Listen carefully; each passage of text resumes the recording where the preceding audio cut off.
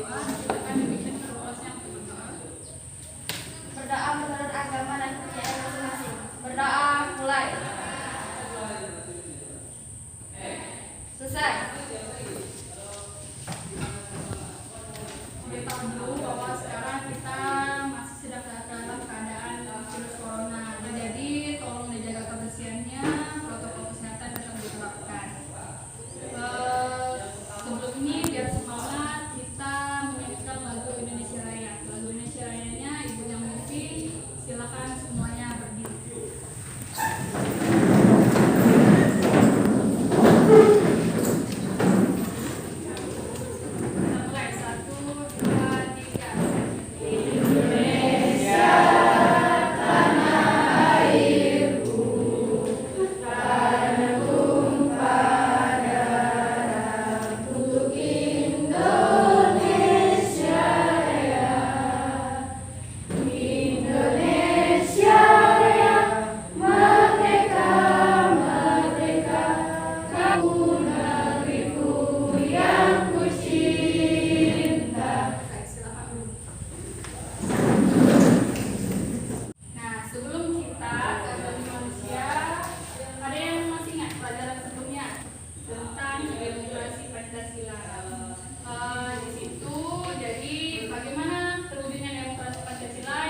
Berarti harus HAM-nya terpenuhi dulu. Nah, itu contohkan HAM kalian di rumah. HAM bagi anak-anak, kalian usianya kan belum 17 tahun. Berarti itu memiliki hak untuk mendapatkan pendidikan. Jadi itu apa itu HAM-nya? HAM itu adalah seperangkat hak yang melekat pada diri individu yang ada sejak lahir dari bawaan Tuhan. Kalau di buku, tapi kalau di realitanya HAM itu adalah hak yang melekat dalam individu itu sejak dalam kandungan. Kenapa sejak dalam kandungan? Nah, kenapa? Adanya kasus aborsi yang dilarang. Ada yang diadakan aborsi atau kemudian dibuang, nah itu dicari orang tuanya, kemudian orang tuanya itu mendapatkan sanksi dan hukuman dari aparat kepolisian. Itulah sebabnya kenapa asasi manusia itu adalah hak yang melekat sebenarnya dari diri manusia itu sejak dalam kandungan. Namun jawabannya itu ada 5 sebenarnya dari proses pembelajaran kita ini. Nah, yang pertama itu adalah kalian, ibu menginginkan kalian siswa peserta didik dapat mampu memahami konsep tentang hak asasi manusia dan kewajiban manusia. Kalian itu ada 2. Yang pertama itu nanti kita akan bagi kelompok, lalu yang kedua tugasnya individu kerja. Bisa dilihat dan pertama itu penilaian sikap. Yang kedua itu adalah nilai pengetahuan. Nanti kita akan mengajarkan yang ketiga itu keterampilan. Keterampilan di mana petunjuknya itu dalam diskusi nanti. Siapa yang bertanya, siapa yang menjawab, kelompok yang paling aktif, gitu ya. Balik lagi ke konsep hak dan asasi manusia. Ya, ini bagaimana konsep itu bisa tercapai? Konsep itu bisa tercapai apabila hak dan kewajiban itu seimbang. Misalnya, kalian di rumah ya, hak untuk mendapatkan pendidikan, hak untuk bermain, hak untuk mendapatkan kasih sayang. Kewajiban kalian sebagai anak apa di rumah? Membantu orang tua. Terus ada lagi apa lagi? Menghormati orang tua. Hak dan kewajiban itu adalah suatu hal yang berkaitan. Jadi mereka itu tidak bisa hak aja yang dilakukan atau kewajiban yang dilakukan. Kalau sudah melakukan kewajiban, pasti kita akan mendapatkan hak. Itulah yang dinamakan konsep hak asasi manusia. Perkembangannya di dunia, yang kedua itu di Indonesia. Kalau di dunia itu karena seperti dipaparkan oleh sumber teori hak kodrati. Jadi hak kita itu sebagai hak manusia itu adalah hak kodrat. Hak kodrat itu adalah hak yang harusnya dan didapatkan oleh Tuhan, bukan berasal dari manusia. Jadi ketika kita sudah terlahir, hak itu sudah melekat di diri kita. Jadi tidak ada, bukan diberikan oleh manusia. Cuma hak ini diatur dalam undang-undang dan ketentuan negara. Nah, kalau di Indonesia itu sejarahnya mulai dari periode sebelum merdeka dan sesudah merdeka.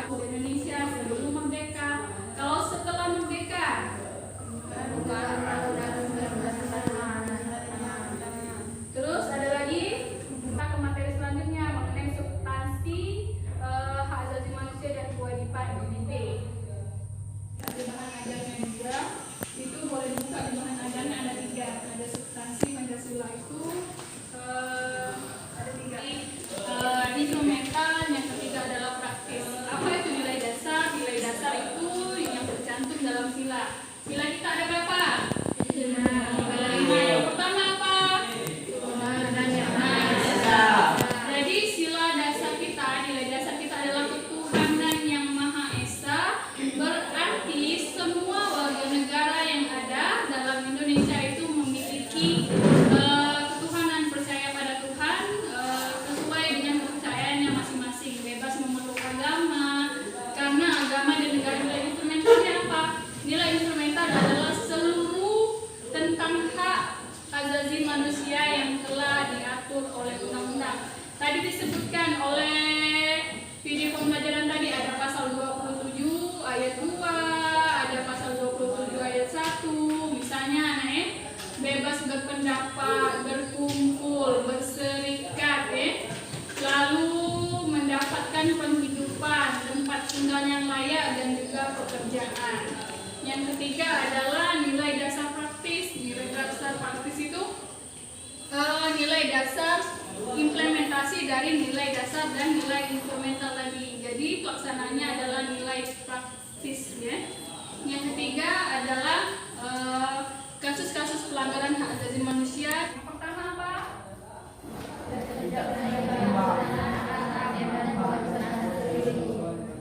Nah, yang pertama ini adalah tidak seimbangnya pelaksanaan HAM dan kewajiban asasi manusia. Sudah Ibu jelaskan tadi.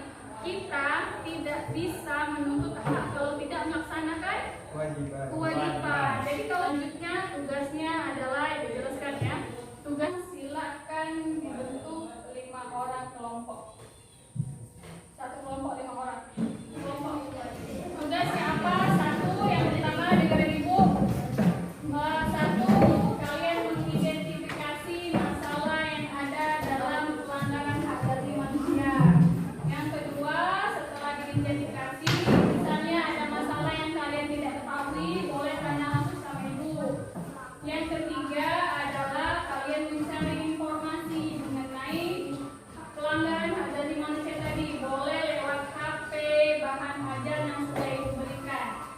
Nah, dalam kumpulan data sumber ini, setelah kalian selesai mengumpulkannya, nah di sana kalian menulisnya di LKPD ya.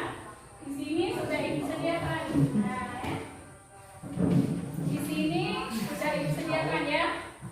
Ada lembar analisis diskusi kelompok. Ini adalah jawaban dari analisis setelah kalian mengumpulkan data, menggali informasi, terus itu telah menemukan apa yang setelah itu nanti kalau sudah dituliskan kita akan mempresentasikannya ke depan berdasarkan kelompoknya masing-masing ya. Tentang kasus hak pelanggaran hak asasi manusia ini boleh dilihat video pembelajarannya. Yang bingung boleh ditanyakan sama Ibu ya. Carilah masalahnya, nanti Ibu tanyakan.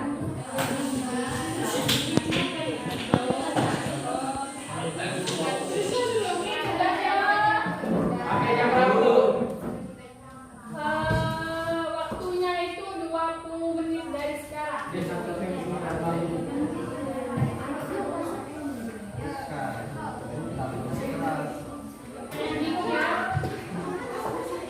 Silakan dibuat.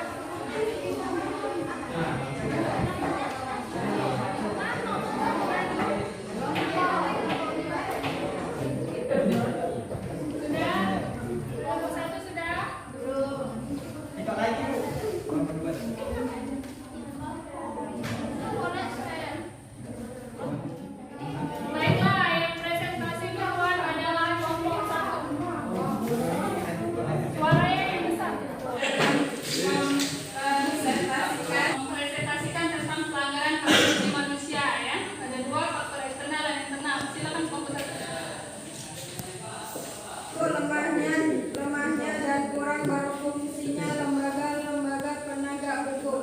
Aparat penegak hukum seperti polisi, jaksa, dan pengadilan yang kurang maksimal akan semakin memperburuk upaya penegakan HAM bagi presentasi saya sendiri. Baiklah, itu presentasi dari kelompok 1 ya. Nah, ada yang menanggapi atau ingin bertanya? Baiklah, Iki, menanyakan apa? Perkenalkan, saya Billy Saputra banyak terjadi ketidakadilan dalam penegakan hukum? Dari itu kenapa masih banyak pelanggaran dalam penegakan hukum? Kenapa? Nah, ada yang bisa jawab? Oh, baiklah, dari kelompok 3. Sebutkan namanya dulu, nak. Perkenalkan, saya Sri Ramadhani dari kelompok 3 ingin menjawab pertanyaan dari Vivi. Hal ini disebabkan oleh faktor dan kurang berfungsinya lembaga-lembaga penegak hukum, misalnya masih banyak kekuasaan dan tanggung ataupun keadilan yang belum optimal.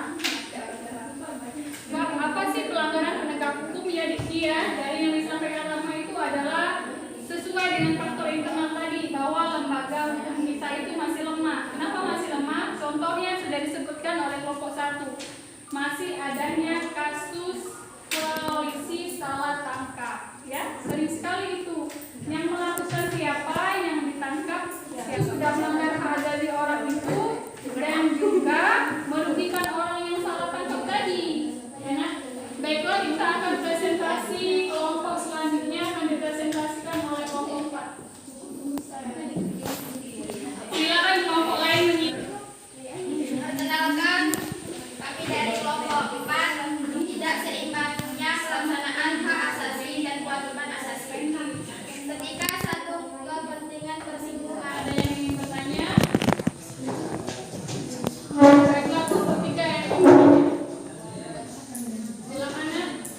Perkenalkan, nama saya Indonesia dari kelompok 3 ingin bertanya, mengapa masih banyak pengangguran dan kemiskinan padahal jelas dalam Undang-Undang Pasal 27 ayat 2 yang berbunyi tiap-tiap warga negara berhak atas penghidupan yang layak dan pekerjaan yang layak. Nah, pertanyaan dari temannya untuk kelompok 4 yaitu dari Rodi, ya,